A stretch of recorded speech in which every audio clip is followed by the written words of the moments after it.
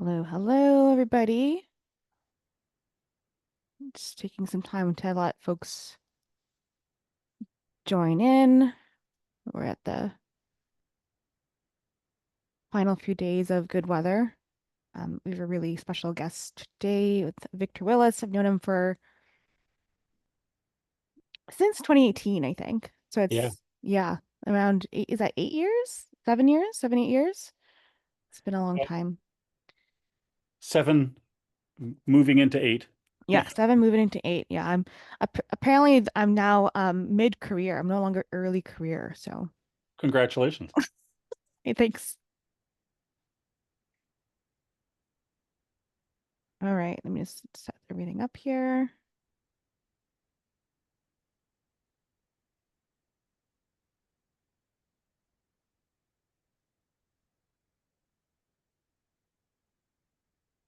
All right.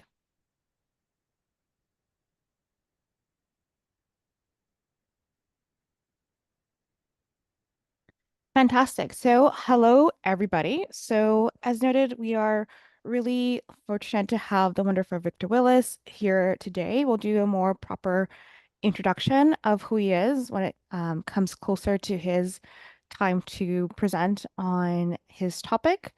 Um, we are here today for the third session of the From the Ground Up series. This is a series that is funded by United Way in partnership with CV Planning. Really glad also to have support from ULI Toronto as well as Gladkey Planning in the process and the development and implementation of this program. And the session today is on mapping resources and challenges, strategic tools to advance community goals.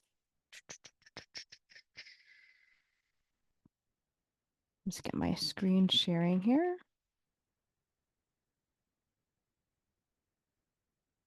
Amazing. All right, can folks see my screen? If there are any issues, you let me know in the chat. All right, sounds like there's no issues. Right, so we're on session 3, mapping resources, and so we're doing introduction. Just for folks who haven't been in a previous session before, we're going to go over the objectives again, a bit about CB planning, and a quick review of session 1 and session 2. And then we're going to go into the tool for um, this session, which is the tool identifier. So what are the different types of tools that you might want to use based on the type of problem that you're working to address? And we have Victor Willis as our guest.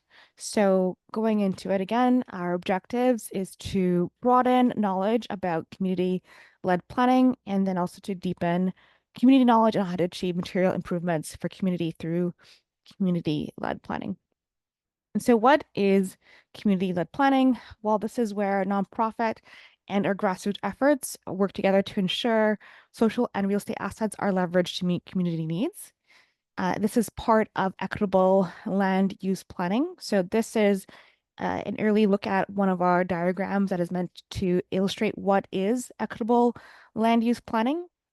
This is based off of our research SU planning over the last couple of years, as well as some leading documents from the United States where this term was first used.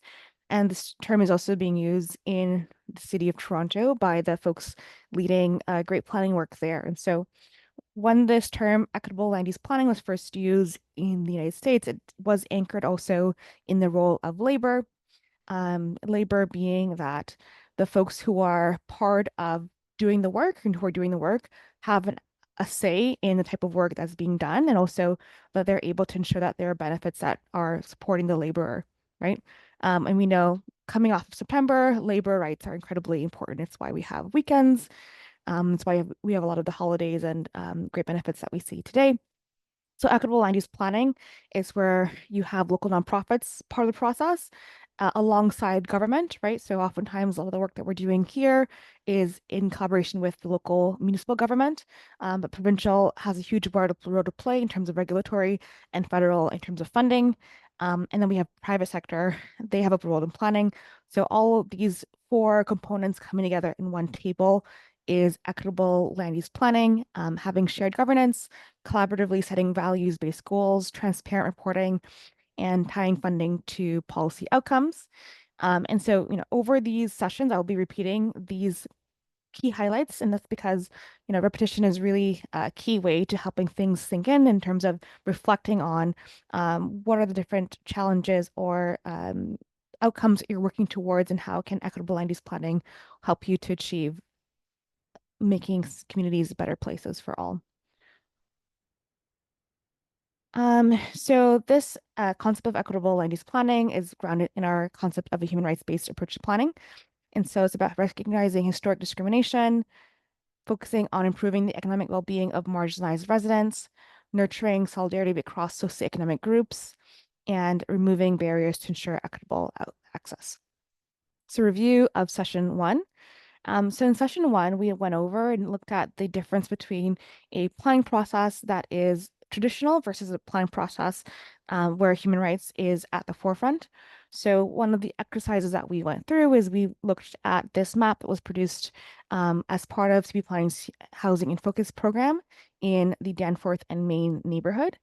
And so in that neighborhood, we engaged with folks who were on OHA security programs, retired seniors, uh, folks who owned houses, folks who were renters, developers, all kinds of diverse individuals came together in a church basement in the Danforth and Main neighborhood and explored what would their neighborhood look like if housing was a human right. And so we found that they supported a lot more density, and also cooperative housing was demarcated as a type of housing they wanted to see in the neighborhood. This contrasts the fact that land use planning, which is oftentimes predominantly engaged in by private sector leaders as well as by local homeowners, do not actually demarcate the type of governance of the property, right? So that was one of the key outcomes from that. And so, the lack of prioritization of affordability and inclusive engagement leads to neighborhoods seeing a lot of development, especially in areas with high volumes and densities of racialized renters, just while also lacking affordable housing policy to protect their interests. So some foundational documents guiding land use planning. We have legal and legislative, as well as guiding documents. The legal and legislative actually have teeth in terms of you would be able to bring a developer to the tribunal if you find that they're infringing on any of these legal or legislative documents. However, it would be not as easy to do so with a guiding document. And then we have the provisional policy statement. This is one of the highest level policy documents in Ontario. And the relevancy here is that actually 4.4 was added because of community leadership. So the importance of community coming together was able to actually to change policy. But as we know as well, policy at this high of a level is really borne out in the actions at the local level, right? And so while this policy was put in place to protect the ability for group homes to be located within neighborhoods without discrimination, we know that the ability to build supportive housing is greatly limited because of indirect methods of discrimination. And also, it all takes us all working together, so everybody has a role in equitable development. And then we had a presentation from Robert Walter Joseph, who's one of our mentors. And so in his presentation, he shared about the importance of being able to read planning documents, right? So you have your secondary plans,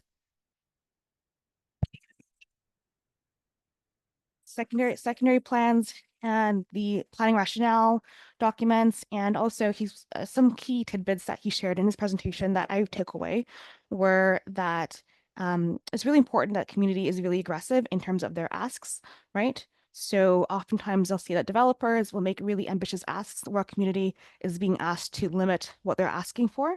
And so, don't feel afraid to make ambitious asks, because we know that those in the private sector are very comfortable making very ambitious asks. And so, review of session number 2. So we went over the second tool that is part of this program. And so this tool is a list of resources that folks can access that show how to be engaged in planning, or are ways that you can build connections with those who are conducting planning studies, or to be aware of planning studies of interests, right? So we did provide links for Mississauga and Toronto, and there will be Brampton will be added on at a later date. And so this link includes, funding that is from the city of Toronto, funding from the city of Mississauga specific to community groups. You'll also find in there links around development applications that are happening in the neighborhood, links to planning studies regarding parks, recreation, and social infrastructure, as well as to local business improvement areas. So if you're interested in doing something, for example, regarding streetscape or community festivals, your BIA is a really great space to make those types of connections. And then also there are in this resource list access to a directory. So if you're wanting to find someone to call and to get some quick intel from them around an important study, this site also includes that list. I can say from personal experience, calling someone up, sending them an email is a great way to get in the know in terms of what's happening, right? That's why the cities have these lists public, because we are their residents, and they're accountable to its community to keep up to date on what's happening. And so, I've actually used these directories quite a number of times to get updated on local planning activities in the various projects that I'm a part of. And then we went into motivations and strategies. So there were 4 key stakeholder groups that we looked into. So counselor, local city planner, developer, and local association. So counselors, they're looking for visible wins and reducing risks, right? So you want them to be your friend and for they to see you as their friend, even if maybe you disagree with them on 99% of the policies that they implement. If you have a project that you're working to see implemented that you will need your counselor support, really just narrowing in on that aspect because you're going to want that support. And taking such a strategy actually has been really incredibly impactful. I've seen in neighborhoods counselors go and counselors who you would never expect become strong advocates to address displacement, and guiding different city departments in order to stop the displacement of their local residents, and actually making motions at council as well to support policies that address displacement, but also to support funding for future work to further reduce displacement in their neighborhoods, right? And that's because this counselor was positioned as a champion for the project, even though perhaps you wouldn't expect because of how they vote and engage on other topics. And so they're moved by knowing that their community is on board. So having public presence around the program, being acknowledged, as I noted, clear asks tied to what they have influence over, right? So if you're asking them for a uh, for a change in adding some park infrastructure to your neighborhood or bike lanes, that's something that they can do. However, if you're asking them for, let's say, rent control, that's generally out of the scope of a counselor's field of control, right? So they can't really help as much there. So you have your local city planners. So they're motivated by conformity with their task plan. So as staff to the city, they are assigned different projects. And oftentimes those projects are related back to different things that they have been directed to via council. And so you'll have in that resource list that I shared earlier, a list of where you can find all the different council meetings and schedules. So you can keep up to date with any different studies or motions that are being passed related to your priorities. And so staff have a fairly limited scope in terms of focusing on what they're assigned to do via motions as well as their direct management. So they're moved by having asked anchored in city policy. So relating it back, whatever you're asking them, relating it back to a project that they're working on, aligning it with the correct tool and timing, right? So the beginning of a study is a really great time to engage. And then also having technical knowledge, knowing how to kind of speak their language a little bit. And then you have developers. So they're motivated by certainty and speed of development, right? So every month a project is delayed or is stayed without approval can cost the developer, right? And so they're really looking to get their approvals as quick as possible. And they're looking also to maintain a positive reputation. They want to be seen as being good. They're human, just like everybody else. And so many of them do want to be seen to be doing good. And so they're moved by solution-oriented trades. So, for example, if you're wanting to get a community benefit in terms of um, a commercial space at grade that is affordable, then offering them some additional units and agreeing to that as a trade and offering that to your counselor. And then also they appreciate being engaged as a coalition. So instead of them having to talk to 5 different community organizations, having one consistent group that they engage with, so they have clarity in terms of what the community's asks are. And then the last one we have is local association. So this is it could be your local business association, it could be your local community association or nonprofit. So they're motivated by protecting members' interests. So, is it that they want to see more people coming into their business? Is it that they're wanting to, alleviate poverty and have better access to food for the local residents? These are some of their motivations. And so they're moved by having clear roles and responsibility, right? So knowing what is it that you're adding to the table in terms of collaboration or a shared alignment on an initiative. What is your role? What is their role and responsibility? Amplifying and aligning their priorities. So if there's something that they're working on that supports what you're working on, how can you help them in meeting their objectives? So it's not just that you're benefiting, but how is it a mutual benefit as part of this project, as well as they also appreciate co-producing asks, right? So don't go to them necessarily with a complete list of asks. How can you actually work together in preparing asks? So staying informed and engaging effectively. So Rella had a really fantastic presentation. And so these were my 3 takeaways. And I would love if anyone in the could add to the chat if you had anything you'd like to add in terms of a key takeaway that you learned from Arella and what she shared in the session 2 weeks ago. So I'll share my 3 takeaways. So I think one thing that really stood across for me that's going to definitely have an impact in the way that I'm engaging in planning going forward is the importance of being firm with your ask and being upfront with who you're asking and what will happen if they don't make a reasonable offer to meet that ask. So what does that mean? Well, I'll say off top what my misconception has been around the work that Arella has done in the Bloordale neighborhood. And maybe those who are not familiar, Arella Gannon is an amazing community leader in the Bloordale neighborhood.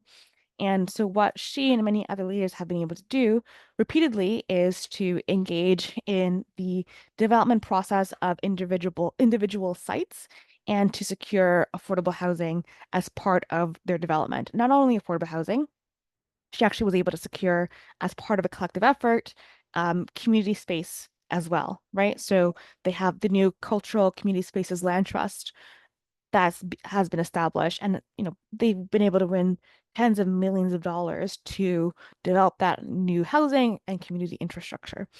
And so one of the things that happened as a way for one of the actions that Arel and her community members did in order to achieve that goal was they actually hosted various different public actions where they played into that component of the developer's motivation of wanting to have a good public image. So she had, puppets that were put outside a different mall, and they were parading around saying that they don't care about the community and they don't want affordable housing and kind of putting at risk their reputation by putting up such a public display. And so what I learned from Aurela's presentation was that she was very clear with them in a very respectful way that, we want affordable housing. And if we don't have that coming from this project, this is what's going to happen, right? So that means that we're going to be doing, some public actions around to raise public awareness. And so that actually, that transparent communication with the developer actually enabled for a more positive relationship to be established, right? So she always maintained a positive relationship, and I actually followed up with her to learn more about the approach that she took. And so that positive relationship was really important so that they feel that they're working together, even though they might have needing to take certain approaches to ensure that the public is aware of what's happening. So being firm with your ask. So, you know, again, as Arella was saying, they would bring up, well, you have Dufferin Park across the street, we don't need a park here.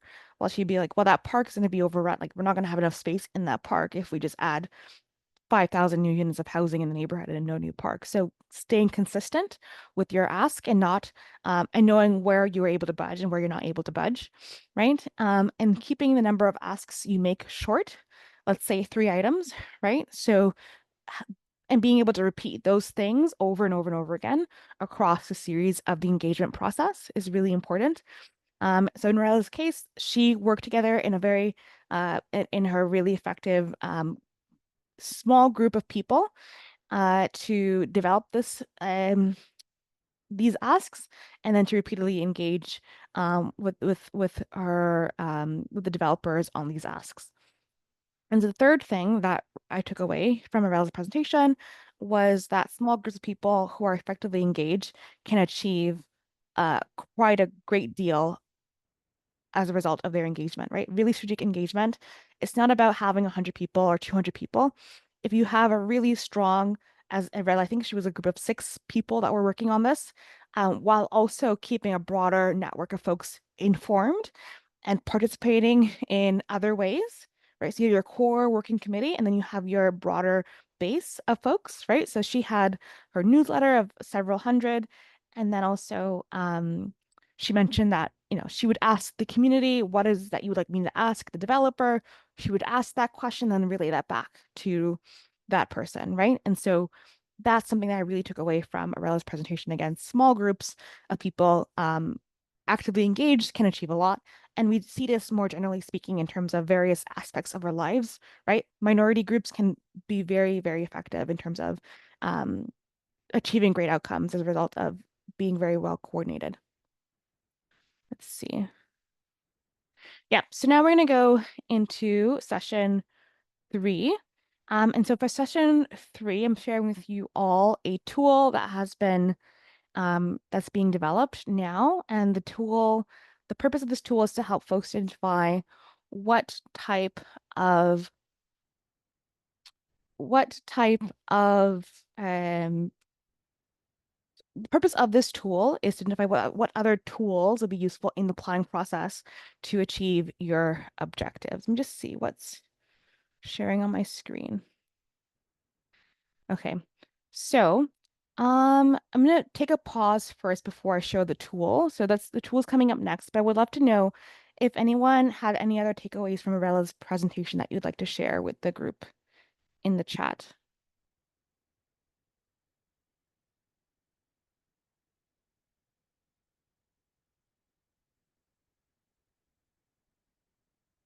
Michelle? It's too long for me to write in the chat. I found it interesting that she utilized her advocacy and to circle back to policy that's already sort of embedded within the city.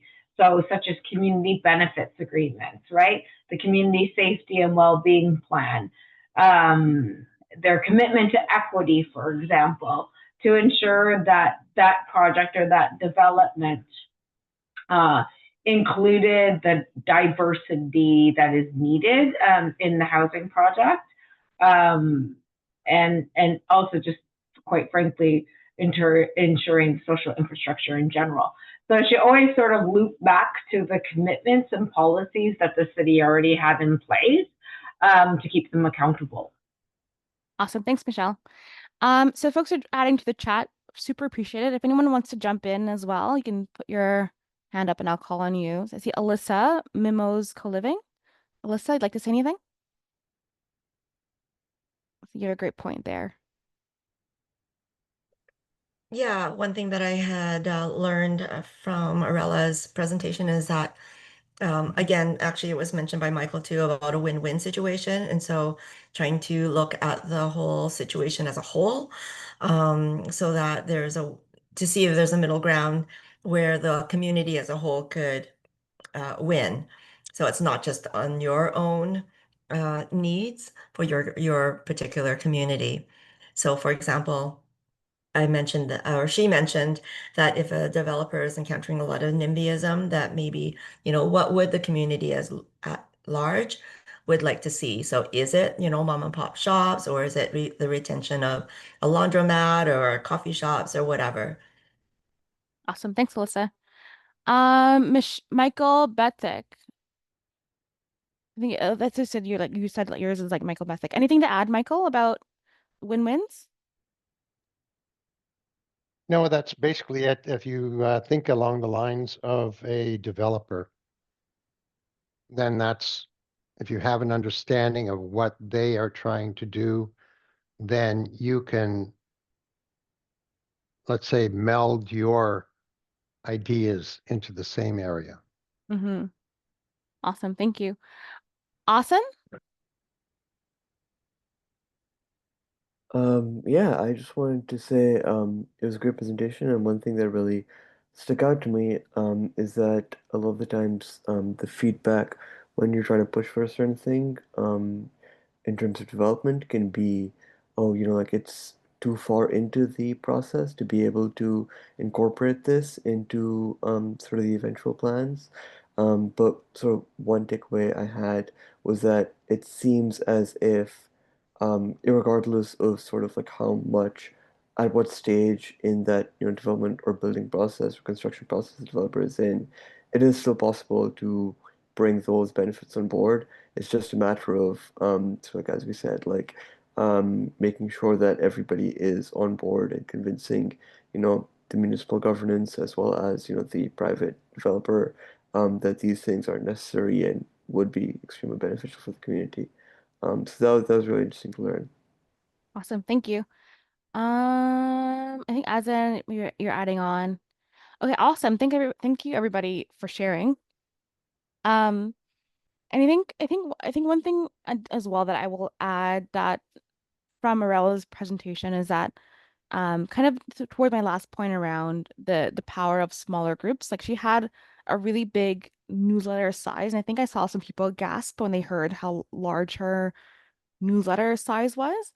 Um, but I want to share actually just from some lived experiences I'm mentioning, I moved into the Little Jamaica neighborhood and I've been a part of some local organizing around bike lanes here and really exciting to hear. Actually, it can be quite quick that you can scale your newsletter size. So maybe I won't say the number because ask if I can share the number with the group here, but in just a pretty short amount of time, he was able to build the newsletter to quite a sizable size. So if you're like, well, how do I build a newsletter? Well, my neighbor's strategy of just putting posters up on telephone poles and poles along the sidewalk, really effective in terms of getting folks on board to support their transit campaign. So with that, I'm going to share now the link again to the From the Ground Up resource tools. And I'm going to now share this. I'm going to do a quick overview of this tool.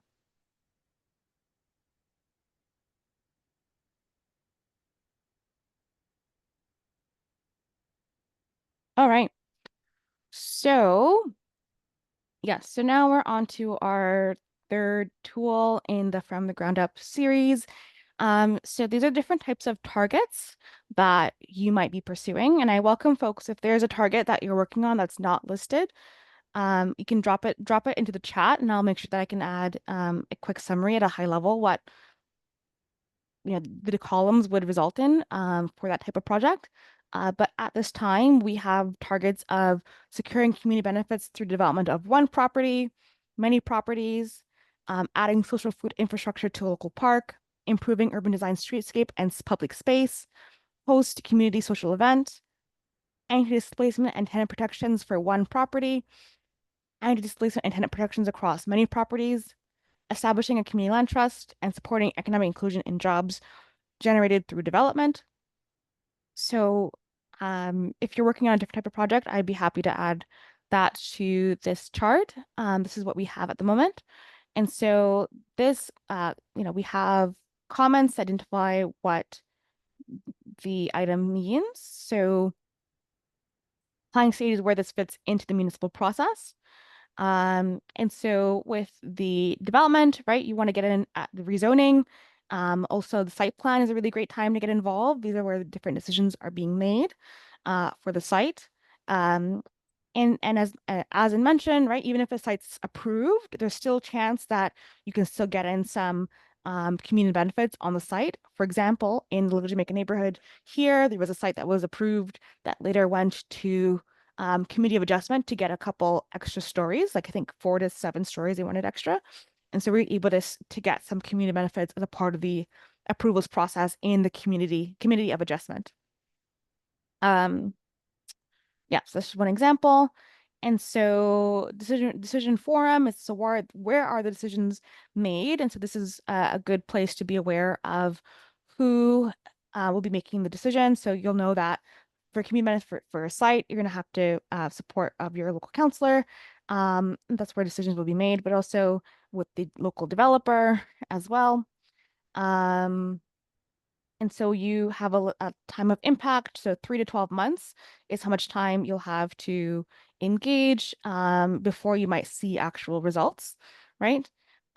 Risk level. So what are the risks that you actually won't be able to achieve what you're working towards?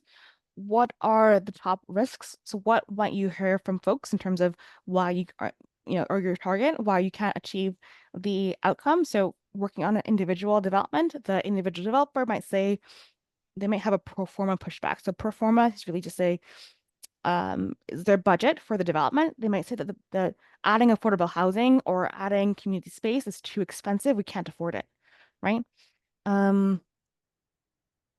So yeah. So things you can try to get within 60, 30, 60, and 90 days might be that you want to see a council of support, for example, for having community benefits across multiple properties. You might want to see a coalition letter, so a letter from all different groups in a neighborhood sharing that these community benefits are what we're looking to achieve. And community benefits, sorry, I didn't define the term. Community benefits can include quite a lot of different things. It can include affordable housing, community space, local jobs. It's a pretty wide. So yeah, so people time is the importance of a small coordinated group. So it's all critical for quite all of these different types of targets. Participants also quite important to have a network of folks who are involved. The importance of having a local nonprofit partner is important for most of the projects. Technical support is important quite often.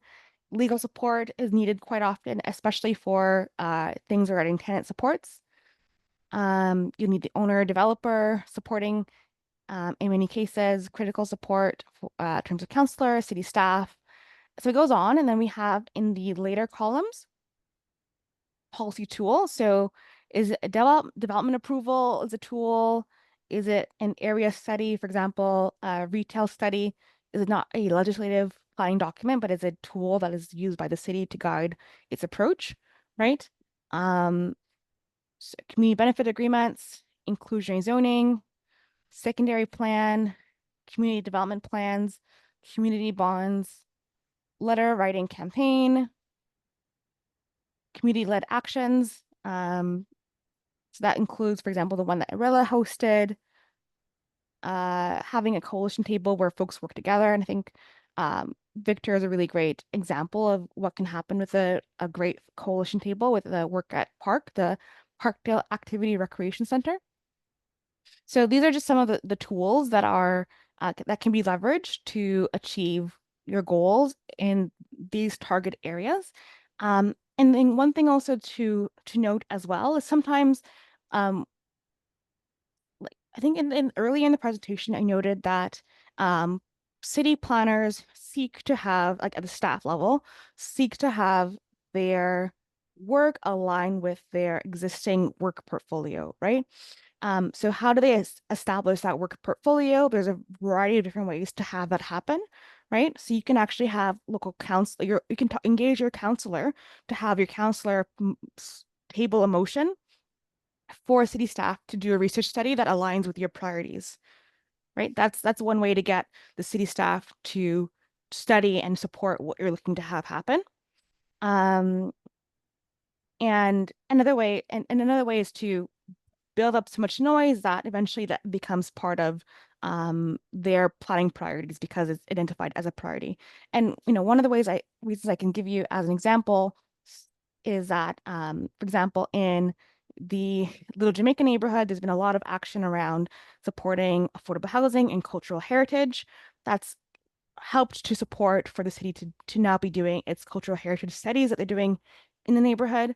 And then on the other side, what I mentioned in terms of building up so much noise that now there's a need for the city to be involved and to study the aspect is that we've seen this with developers, with private sector developers. If there's so much development happening in the neighborhood, they'll oftentimes then decide to have a secondary plan. And so if there's so much social activity happening, then they're going to say, oh, we observe there's a need to actually to guide the growth that's happening or guide the activity that's happening in the area. So I just want to share that as well. And so it's not just that you have to wait for a study to be taking place. You can create the need for a study to take place and then leverage that to support your objectives. So that concludes this presentation. So the link's been added to the chat, and see if there's anything in the comments for me to go into. All right, Alyssa has some comments. Okay, great. So that concludes my presentation. And so now we have the fantastic Victor Willis, who's going to present on community-led planning. So grateful to have you here, Victor, and I'll turn it over to you. Cheryl, thank you so much. And good evening, everybody. It's a real pleasure to be a part of this series of 7 workshops. And I'm going to just I threw together a couple of slides, and then what I'm going to do is I'm just going to walk you through most of the resources and tools that are available are actually available online. So I'm just going to walk through different websites that'll help give some history and some context to the mapping of assets and the work that was done in Parkdale specifically. I've also looked at there are 3 or 4 activities that are somewhat similar, that are building on many of the ideas and the foundational stuff that has been talked about in sessions 1 and 2. Arella is a great example of community organizing. There were a number of other groups who were part of a Build a Better Bluer, and so we can talk a bit about that. But let me just start off with, here we go. So I'm going to share. So you've got my, I'm now sharing my desktop and all of my different websites, but I'm going to walk through a couple of things. This is a photo of the Pope squat back in 2002 on King, 1521 King. And the reason I've actually included this is sort of the beginning of some of the different work that was done, bringing community groups together on a topic and at a moment. And I think that if you think of some of the work that was done and looking in the tool, is part of it is, can you take advantage of moments to highlight the issue? This one, of course, is that the Pope John Paul was doing a tour coming from Roncesvalles and coming along King in July of 2002. The Ontario Coalition Against Poverty at that time had taken over this building, which was derelict. And the issue, of course, was homelessness. And it started some of the conversations and subsequent work that we'll talk about that happened in Parkdale. But if I was thinking about sort of a moment, this may be one of those moments, and I wanted to sort of start off with that. A little bit about me. So I was the executive director at the Parkdale Activity Recreation Center from 1999 until September of 2025. I'm now the lead staff for the Toronto Mental Health and Addiction Supportive Housing Network. If you find me on LinkedIn, you can find out more about my history and work that I've done as a sort of a community activist and worker. my focus of my work has predominantly been for adults who have been part of the mental health system and have often been excluded for a variety of reasons. And in Parkdale, um, people were deinstitutionalized in the 70s and basically put into boarding and rooming houses in the neighborhood with very little choice about where they lived and had very little support. And that those individuals created Park or the need for Park. And Park is a social service agency that half of the board of directors are people who use Park services. So it's very much a lived experience organization. And over the years, it's grown and added housing and a number of other things. And so there's a story about Park, but really it's a story about Parkdale. The other thing that, when so Park was a founding member of the Parkdale Neighborhood Land Trust. And when we first put together the Articles of Incorporation and as a charity, one of the important things about doing that was to make clear that land, and especially land that's owned or land that it's contested, because of course we're gathering on land that was not discovered by settlers, but in fact was here and used for thousands of years. So I just wanted to provide that. So we're gathering in the spirit of the Dish with One Spoon Wampum Belt, a pre-contact agreement between the Anishinaabe and the Haudenosaunee confederacies to peaceably share the resources of the land. I also wish to acknowledge our neighbors whose ancestors were forcibly enslaved and brought here against their will through the North Atlantic slave trade. So today we organize on the territories of the Wendat and Petun First Nations, the Seneca, and the Mississaugas of the Credit First Nation, which also are part of Treaty 13. So as treaty people, we stand in solidarity with Indigenous people, Black people, racialized communities, the working class, and all those surviving and dismantling state violence, genocide, displacement, poverty, abuse, and systemic violence.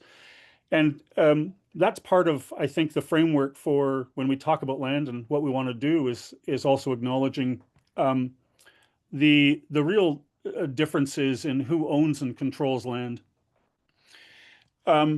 So the work that Cheryl was talking about, and I'm just going to, let's see if I've got my, if I've got this set up properly for you.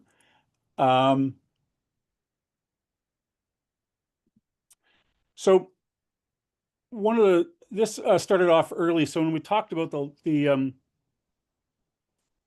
Pope squat, 8 years after that, and Park had been doing a fair amount of organizing and engaging with neighborhoods, with the neighborhood. And as Cheryl talked about, we had done some convening.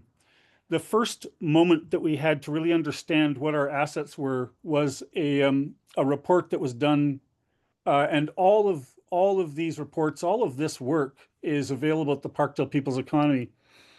The Parkdale People's Economy was an outcropping of the work that this report, which is Beyond Bread and Butter. And the work that this did was really identifying what was going on in the neighborhood, using a variety of neighborhood groups to convene and understand our neighborhood, and especially the neighborhood change that was happening. So gentrification. Interesting thing about South Parkdale is at that time, over 90% of the people in South Parkdale were tenants. And over time, now it's about 85%. So there's a loss of tenants, and that means that more of the population in South Parkdale, there's a greater number of people who own. Of course, there is concern that that's also based on displacement, and we can talk a little bit about that. But here are the recommendations that came up from this report. And so please, you can download this report and take a look at the sort of some of the initial strategies and work that happened. And I just want to see. So I'm gonna go back from this report, and so the convening table that really led so much of the work was the Parkdale Community Economic Development Planning Study. And this study, and as Cheryl has talked about, and I think in the first two sessions, there's been a fair amount of conversation about this combination of convening, research, as well as putting your stamp on what it is that you think should happen in your community. So we had a fairly robust number of engagement sessions. And the other thing that's really important about this work is that it was supported by a funder that allowed for the hiring of staff and for some of the activities that can make this happen. Park was the sponsor, sort of the backbone agency to provide resources. And then staff were hired to do some of the initial engagement and planning.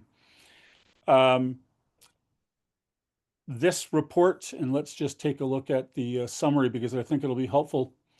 You can see sort of, if you get a sense of, these were the steering committee members. So this was sort of the table. It was, and if you take a look at all of the different agencies, so one of the things that's unique, and depending on which neighborhood you're talking about, you may have a variety of organizations and assets that you can bring together.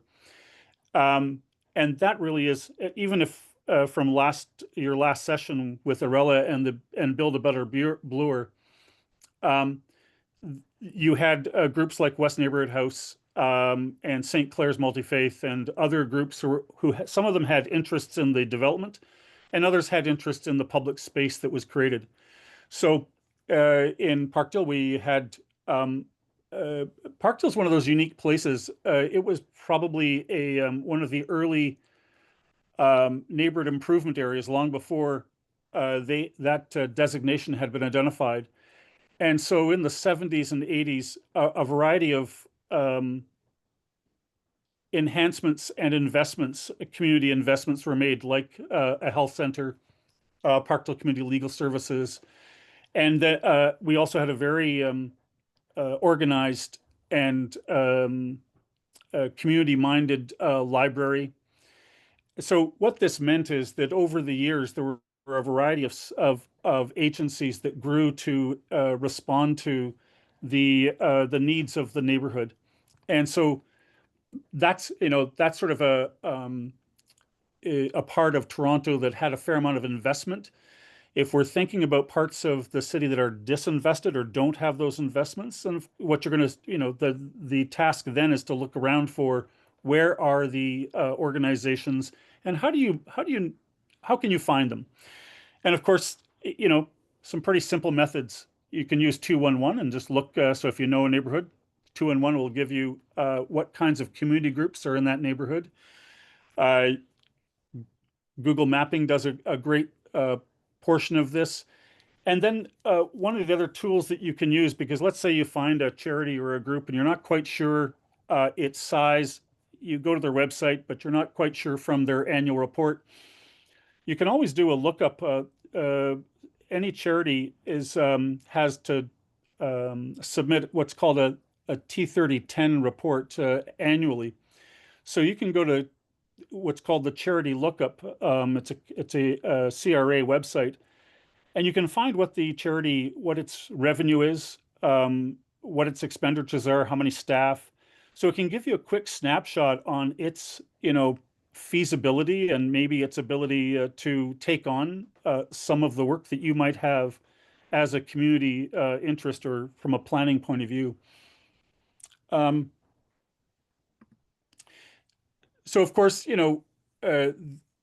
this report, which came out in 2016, looking at the three cities that David Holchansky had spoken about and where wealth was and where wealth wasn't, helped to sort of give a sense of Parkdale at that time. These numbers, of course, have changed. There's been a subsequent report done in 2024, and we anticipate that much of the work that we did from we also did a community benefits framework, and we can talk a bit about that as one of the tools that came out of this work. So you start to get a sense of what we saw, what were some of the goals from the research that we did to really take a look at what was going on in Parkdale. We had identified some well-being indicators, and these later became this spoke and activity later became basically work groups, so that different parts of those list of agencies you saw earlier, we had groups and stakeholders who then said, yeah, we'll take on participatory democracy or learning. An example would be the Parkdale Project Read, which is a collective that help with reading and English as a second language. You can also, I mean, so you heard earlier, and when you think about when you start to do your organizing, I mean, one of the best ways visually is to blow up a map if you can, and then start to map out what do you know and who do you know along the various in the neighborhood. And this was one of the activities to sort of identify, decent work in a healthy neighborhood. From a planning point of view, the other thing that was really important about this planning report is that we had just launched the Parkdale Neighborhood Land Trust, which had a very unique set of circumstances that allowed for specific research and proposals for what would happen with some of the land that was not privately owned, even though 90% of the tenants, 90% of the residents in South Parkdale were tenants, and predominantly most of those tenants were in privately held homes. There was also a fair amount of public land and public redevelopment land. What's one of the other things that I think is really important about this kind of work is that you're doing this work, you're doing your advocacy, you're making your case. You don't always see the results immediately, but we've now come back to some of our original concerns, which was a general displacement and loss of affordable housing. And as of 2025, the Parkdale is seeing a resurgence and a net increase in affordable housing through a number of organizations and Mura acquisitions, as well as the redevelopment of a major piece of city infrastructure, which is the Parkdale Library. It's called the Parkdale Hub, and there will be 171 units of affordable housing being built on that space, as well as community space. There's about 35,000 square feet of space being made available for community groups and community engagement of various kinds. When that was originally being proposed to be redeveloped, because it was, time for the library at that time, the library was pretty old and needed to be it was part of the renewal process. What's really interesting about that, there was no housing on that site, and we were told that there couldn't be.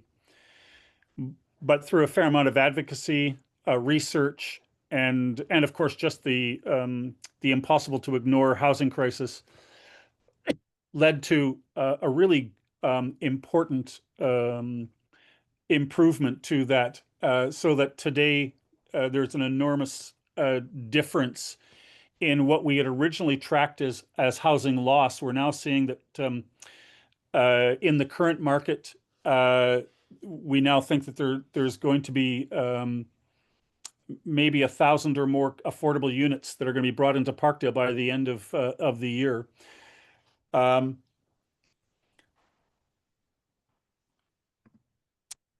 Let me just get to my next one. So as we talk about this, the convening and the tables and the ability to bring people together, I looked at a few other areas. Of course, Arella's, the work that's been done for, Shaw, as well as How to Build a Better Bluer. You've got some amazing work being done by another community group that's convening, which is the Quilt Project in Mount Dennis Weston. When you look at the demographics and what's going on, there's some very similar, there are similar uh, areas of opportunity as well as threat that I think that this activity is starting to address. You've also got Connected Communities in Scarborough, which started out of the Scarborough storefront.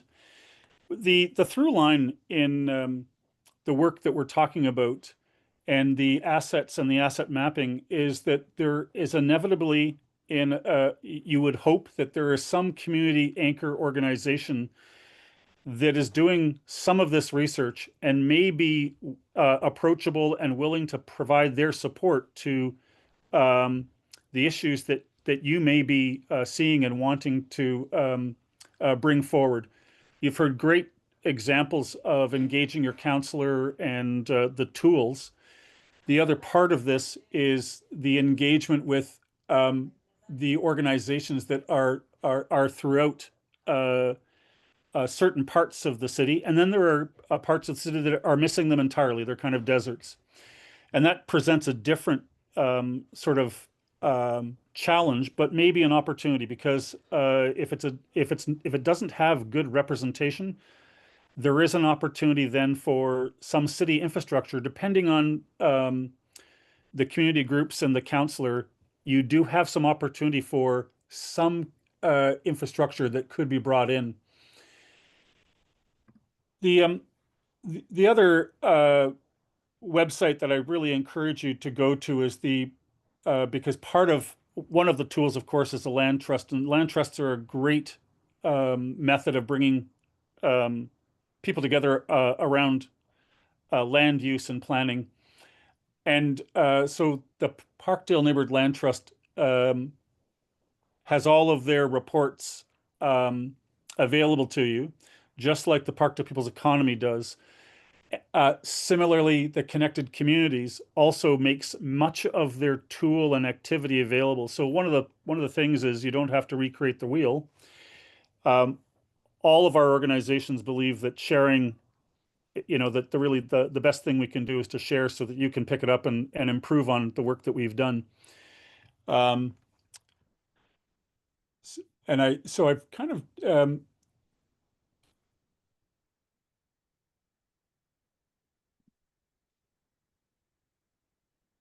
Cheryl, you've done SWOT with the team, haven't you? Was that part of one of the activities already? No, we haven't done a SWOT. No. I'm just going to give you, so once again, I'm a big believer in using other people's tools, especially if they provide them to you. This is a really great website,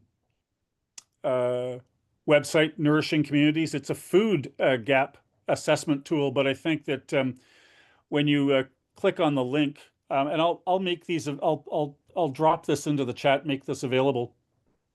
It really gives you a great sense of how to utilize doing the SWOT analysis that I think was spoken about both at the first session and the second session. So you start to take a look at how to do some analysis of what's going on in your communities, as well as identifying allies. Because really, this is part of what you're doing is you're bringing together allies who have a shared purpose. If you can convene some way to meet on a regular basis and to set some goals, you've started to have a table. And from there, you can start to reach out and socialize the issues that you are identifying and do some of this work. So for basically what it is, I've walked you through my my browser with the case studies, but you've really got 4 different areas that you can look at that give you good tools, a good understanding of how they did their work and where they are today. And then there are a couple of mapping tools here. So I'm going to drop this into the chat as well as I think I can do the Nourish Community one as well. Awesome. And my apologies, I have not been looking at the chat. So, and then the Nourish Communities it's a nourishing communities. You could probably Google it and find it, but I'll see if I can get the link up for you.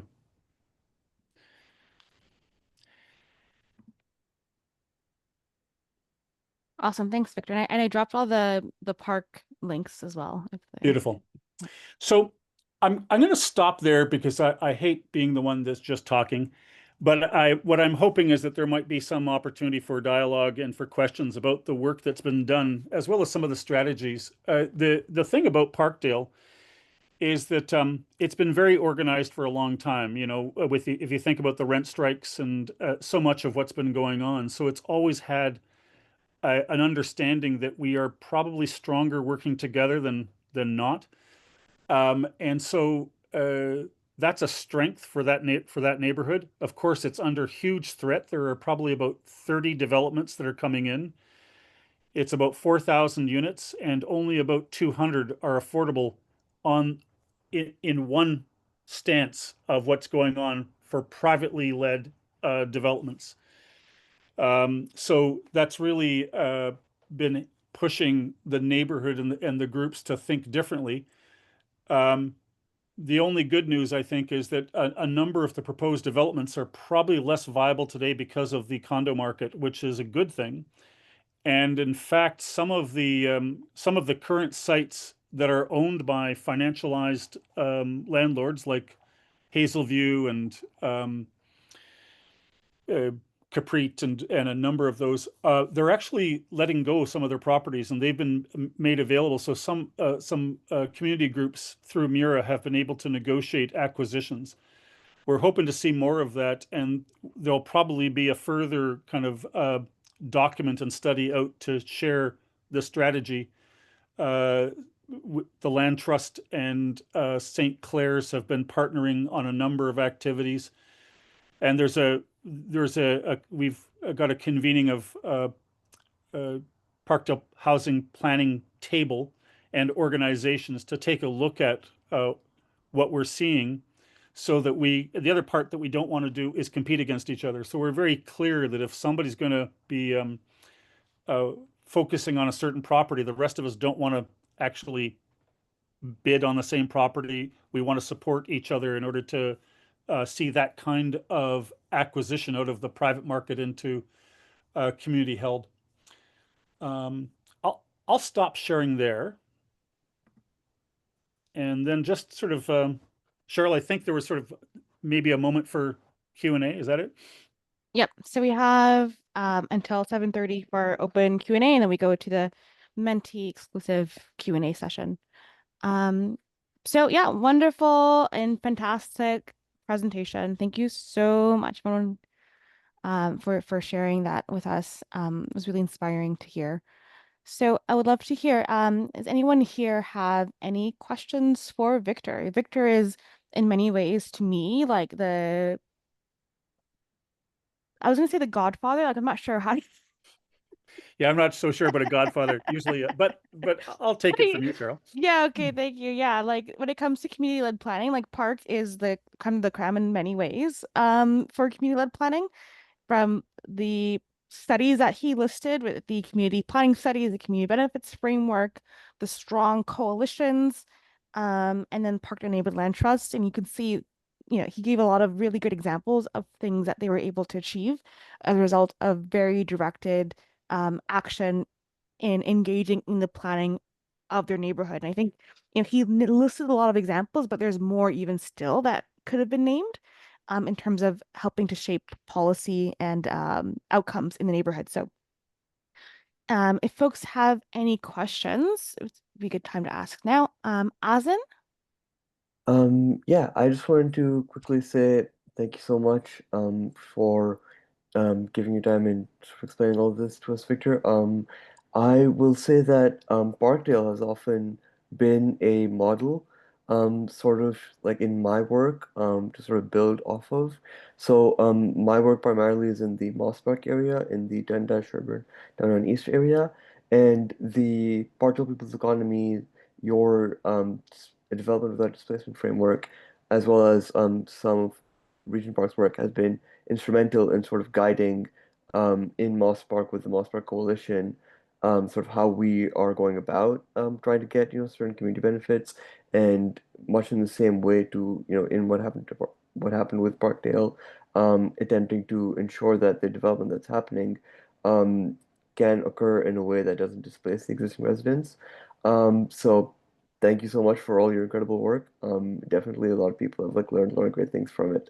And I guess I just had one small question. To touch upon something you mentioned earlier about, I guess, unity and like neighborhood cohesion.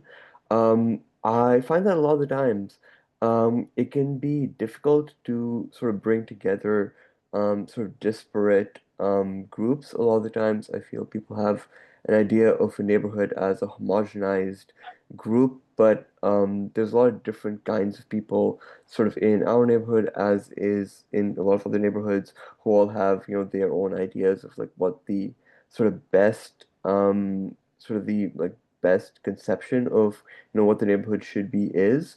And that's led to, in our work, in our safety network, and, sort of like, as we've been trying to push for sort of community benefits, your questions arise from residents and from other organizations, in terms of like what shape should those really take, because everybody knows what the issues are and knows that they have to be solved, but there are, disagreements in like how best to solve them. So I guess I wanted to ask sort of like how did you go about in Barkdale sort of resolving those like inter-organizational or inter-residential differences?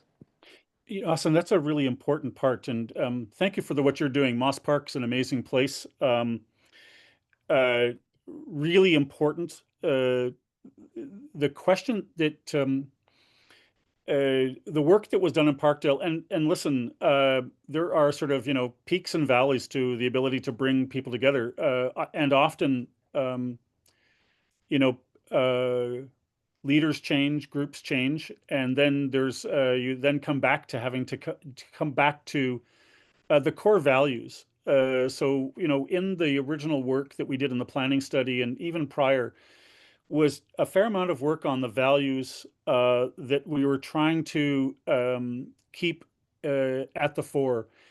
It's we're in a very sort of hyper um, uh, urgent and expedient sort of world. So and people come up with the answers pretty quickly, or may feel that they know what the answer is.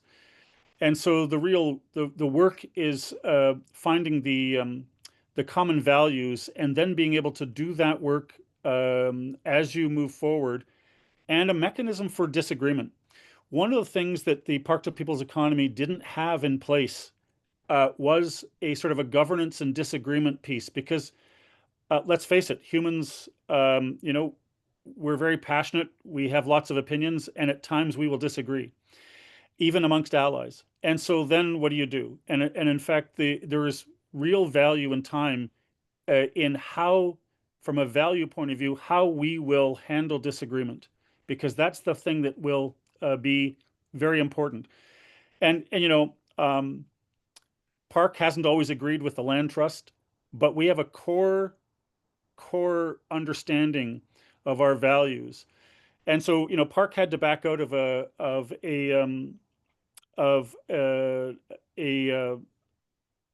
partnership with the land trust over a property. And it was one of those things. It was a really hard thing to do, but at the core of it, we made sure that they understood why we had to back out. We gave them lots of time to find somebody else who could step in and take up that work in the piece that we were leaving. And we were able to work through our ability that we actually, that we didn't have aligned kind of intentions at that point, but we had aligned values in the long term.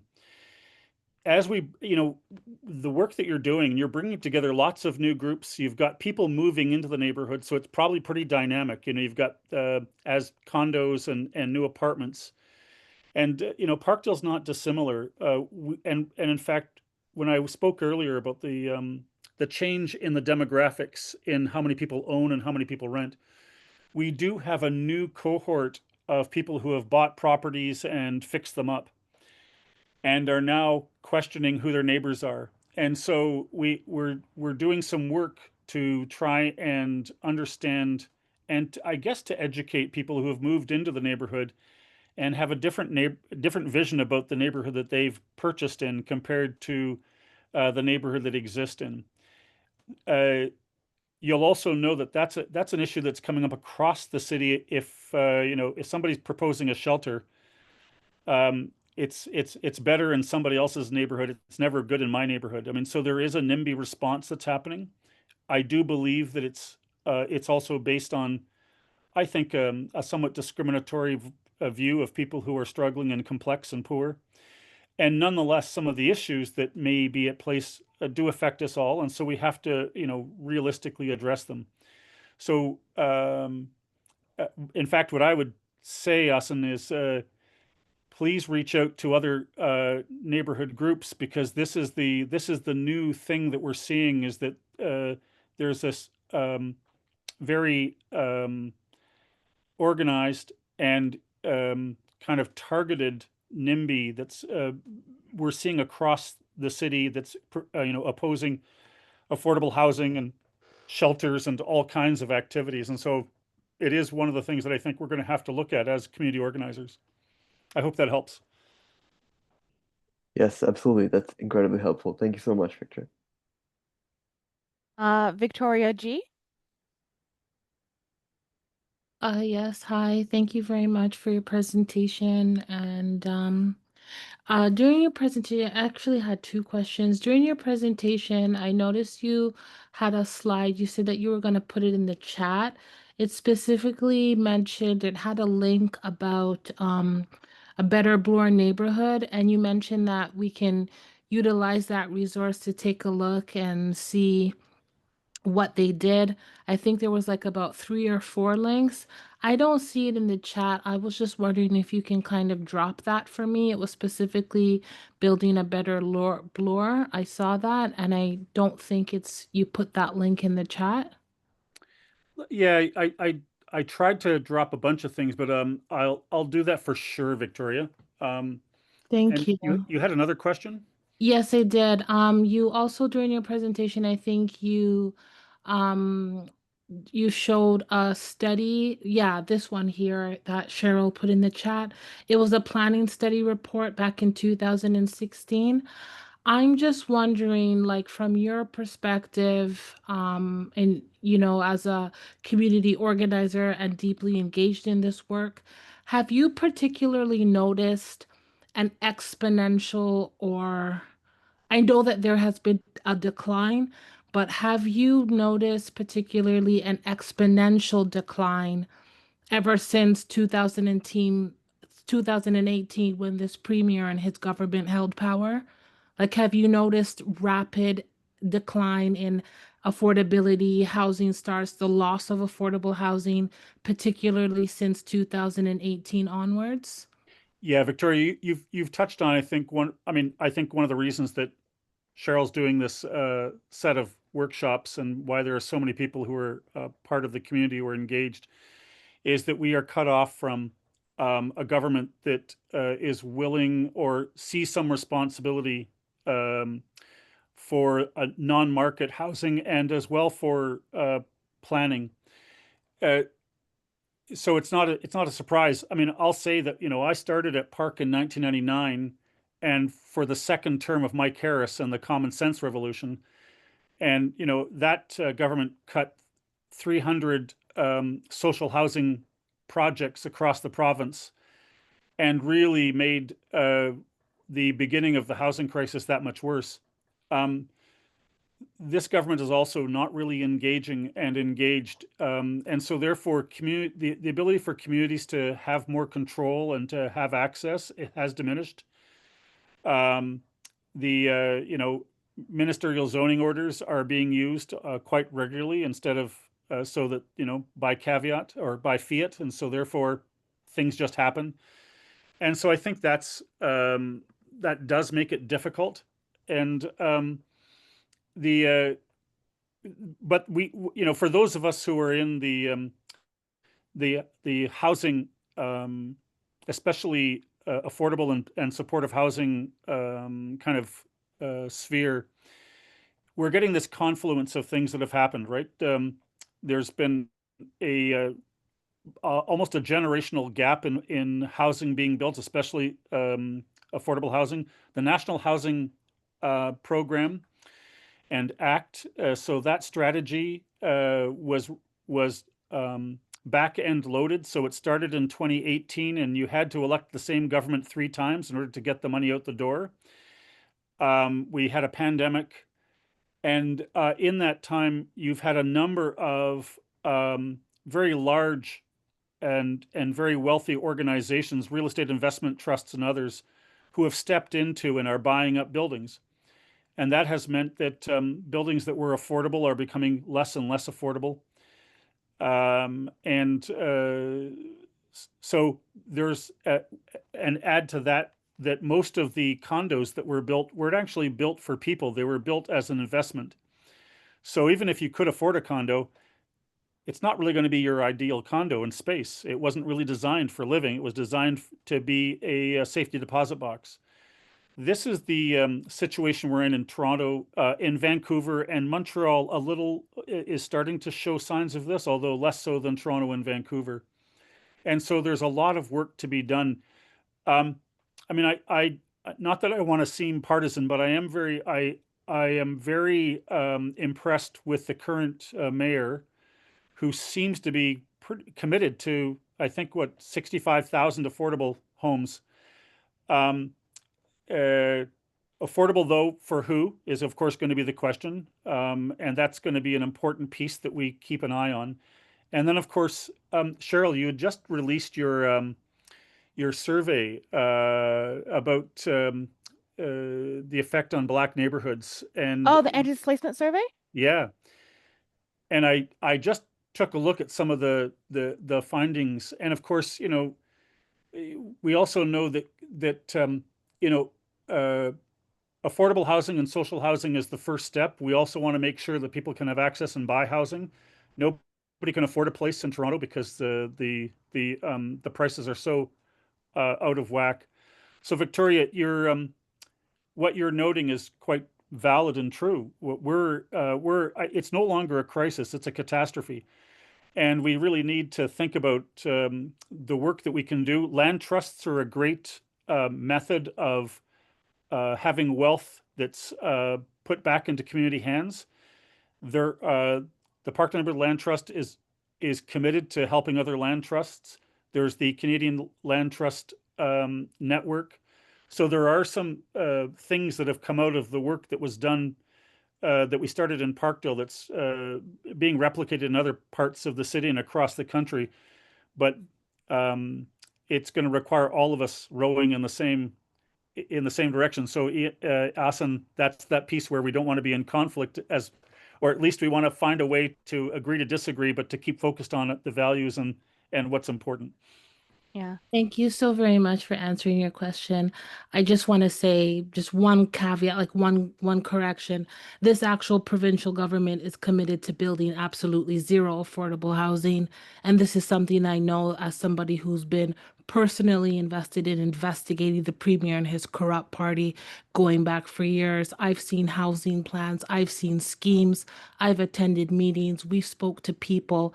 The premier and his province are committed to absolutely building zero affordable housing for Ontarians. And Victoria, I won't disagree. Yeah, and I think that goes back to, I think Victor said it really well. One of the key reasons for this workshop series and also what's become more clear to me as doing the work of city planning is the need to scale community-led planning, right? We need to have more folks who are aware of what's happening and who can engage and have that support of their councillors and local government to see more investment aligned with community interests. I can speak even, let's say, at at the municipal level. I haven't worked at the province, and you know, this municipal experience is not on my LinkedIn, so you won't know where I'm drawing this experience from unless you know me really well. But generally speaking, city planners engage with private developers like 10 times as much as the community members. Like their day-to-day is really other government and private sector engagement. And so we really need to be shifting that model so that the community is an equal partner in guiding policy at the local level. And a big part of that is enabling more folks to have an active role. And as Victor mentioned, having anchor agencies. So in Parkdale, Park is one of the anchor agencies. In the Etobicoke Lakeshore, we have the Lamp Community Health Center. Here in Little Jamaica, Oakwood Vaughan Community Organization is an amazing grassroots, predominantly volunteer-led community group that is engaged in a variety of planning topics and has been for on an ongoing basis. And they've been able to have some influence in terms of planning and development in their neighborhood. And so scaling that is a really big goal of ours. And I think quite an urgent one, unfortunately. And I'm just going to drop in the chat because Victor, I think you use the term the corporate or financialization of property. And so that the first time I heard you use that phrase of the corporatization of land was at our resident summit in May, right? So like land is increasingly being purchased and owned by corporations, and it's not only just being financialized, but it's also just really becoming a corporate asset where it's being used to pull money, right? So I'm just going to drop that in the chat with the resident summit. And one of the goals for city planning more generally is supporting community-led planning, but also supporting more cross-community organizing. So cross-community is what I'm calling it, at least maybe there's a better word for it, is where we support grassroots folks and industry folks to be able to work together, because there are a lot of folks in industry who also desire more equitable outcomes, but they just don't have government mandate or support to push for those outcomes. And so with facilitation and support and community accountability practices and collaborative projects and building trust, the hope is that we can get to better conditions where we have more investment into community ownership of process and also of housing. So I see a question here from Kay. Are there plans for areas outside Toronto and downtown surroundings for those of us in the rural areas like Durham region, east of Oshawa and beyond, with so much land to play with? What expert advice do you have for housing development for the less privileged? Yeah, and Kate, I was thinking about that because I actually know of a couple of groups in so there was one in Port Hope or Coburg that was trying to do some a land trust. I know that. And I was noticing that in the people here tonight, Melinda Zatarek of Third Pig, and maybe a land trust. So up in, I've just got a block on what part of the of Ontario. So the tools or the reports and the tools and the work that we've done that have presented are really available and can be used in an area that you're identifying, Kay. The trick will be to find like people who are thinking similarly. You want to find your allies. If you can find an anchor agency, that would be great. So the hard part is how to find, especially in rural communities, who are the ones that are thinking alike, and can you align and join with them to do this work? It's a lot easier in urban environments, of course, but nonetheless, I do have there's a lot of power in smaller communities because people know each other. And so maybe the real piece is how to get the word out that there's some interest in looking at these alternatives in a, and I don't know if there are community papers, if there's still, community papers in where you are, um, or Facebook groups, or whichever way you can use to start to identify people who have similar interests would be my suggestion. I know that they've been built and they exist. I don't have a specific resource for you in the Durham region. Yeah, I and did. The other thing I did, so Cheryl, because you talked about this idea of housing being an investment, I first got wind of this from a Harper's Magazine article in 2017 or 2018 called "The Death of a Once Great City." It's really worth a read because it's actually it tells you what's going on and what's happening, especially in urban centers and even suburban, where you have these investments that are made that are not really housing, although they look like housing. It's a really good understanding, and that's back then. And of course, here we are today. So the organizations of great wealth have amassed a lot of that wealth, and so we're now really dealing with the challenges of this kind of investment model. Sorry, sorry, Cheryl. were you saying that that's where you got the term of corporatization of land? It financialization. I see.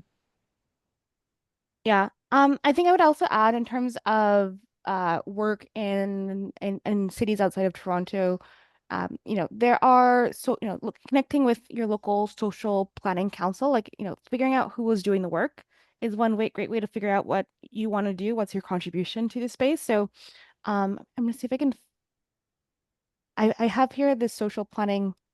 Is this the I'm not sure if this is Durham, Toronto, Ontario. Yep, great. This is the Durham, Ontario Social Planning Council. So hopefully that might be of use to the person who asked. I think it was Kay.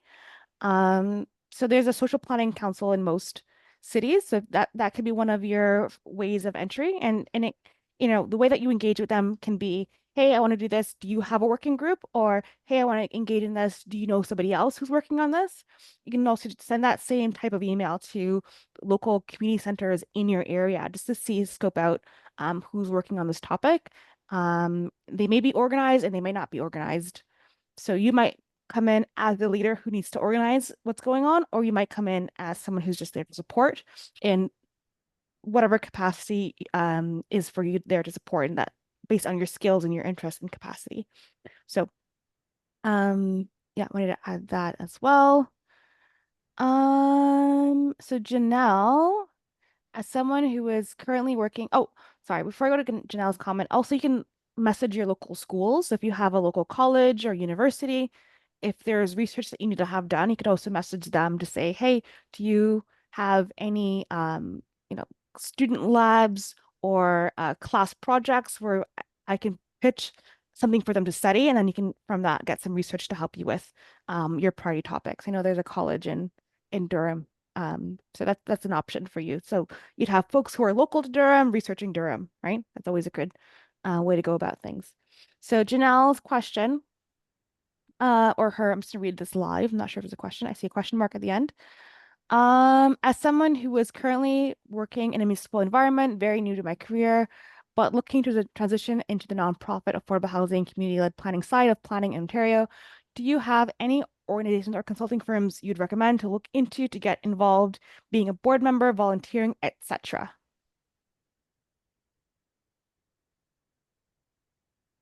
Well, most organizations like Park and others are always looking for board members, and especially subject matter experts. So the fact that you've got, I'm assuming a planning, education, etc., you're a real asset, especially to a housing organization. If you're in Toronto, the best way to find out which ones are seeking board members, etc., is Volunteer Toronto. because they'll put up postings when there's they're looking for a board member. Sometimes Charity Village does. Um, the and then because that's probably better than, there are, if you did a quick 2-on-1 search for housing organizations, you'd find hundreds, and then you'd have to go to their websites to see if they're looking for board members. So Volunteer Toronto may be a better way to go.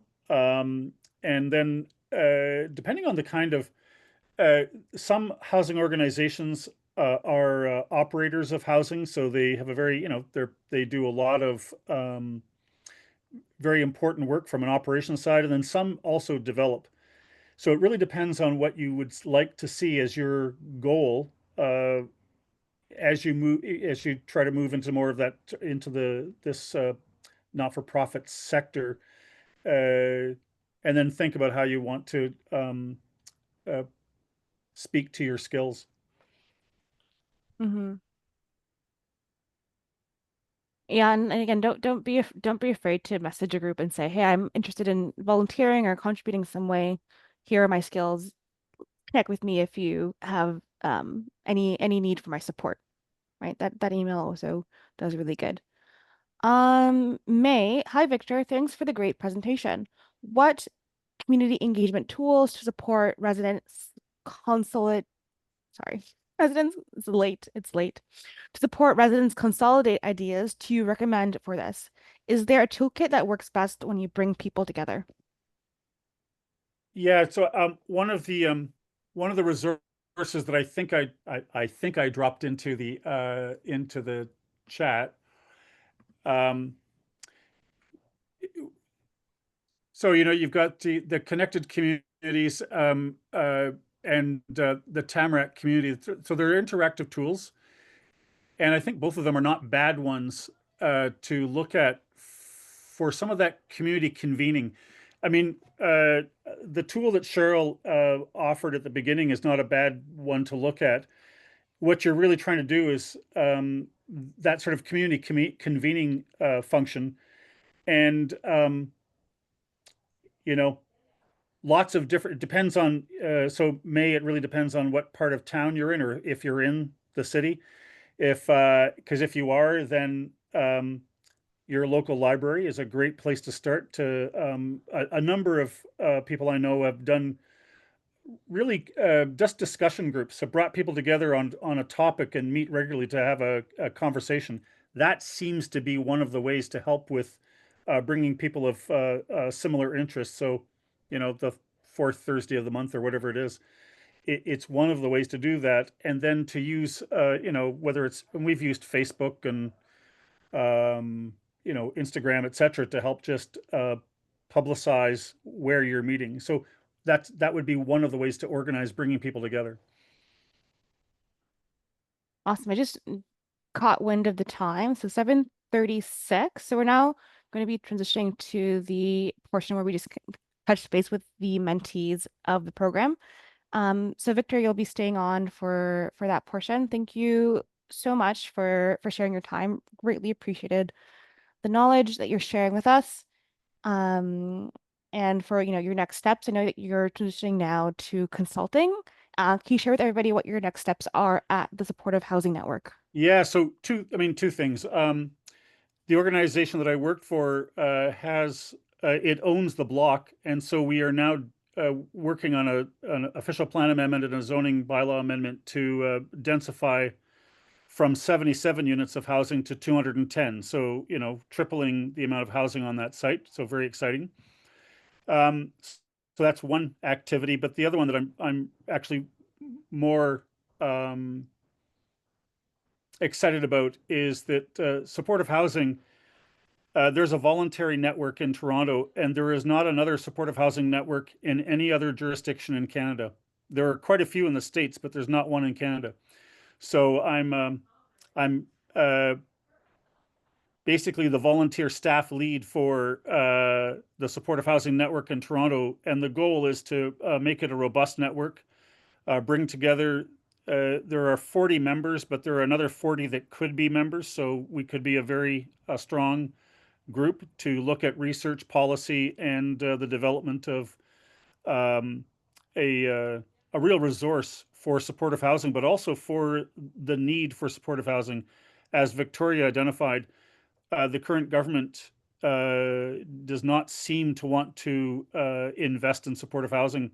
They'd rather criminalize people as opposed to providing supportive housing. So that's going to be sort of my work over the next little while. So I'll keep you posted. Awesome. Thanks so much, Victor. All right, so I'm going to close the recording.